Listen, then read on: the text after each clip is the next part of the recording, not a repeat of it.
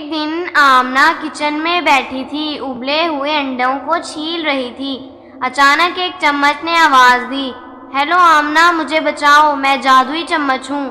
آمنہ نے گھبرا کر ادھر ادھر دیکھا، مگر کچن میں صرف برتن اور فرائی پین تھے۔ چمچ پھر بولا، امی کی دال میں رہتے رہتے میری شخصیت ہی بدل گئی ہے، مجھے باہر کی دنیا بھی دکھاؤ۔ آمنہ نے آہستہ سے چمچ اٹھایا اور بولی، اگر تم واقعی جادوئی ہو تو میرے ہوم ورک کو خود ہی مکمل کرو۔ چمچ فوراً بولا، معذرت، میں صرف کچن کے مسائل حل کر سکتا ہوں، ہوم ورک نہیں۔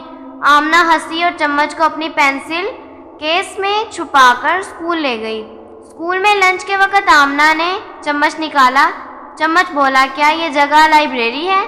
آمنہ بولی، نہیں، یہ کینٹین ہے اور تمہیں اب سوپ کھانے میں میری مدد کرنی ہوگی۔ چمچ غصے سے بولا، میں جادوئی ہوں، خدمت گار نہیں۔ اتنے میں ایک استاد نے آمنہ کو چمچ سے بات کرتے دیکھا۔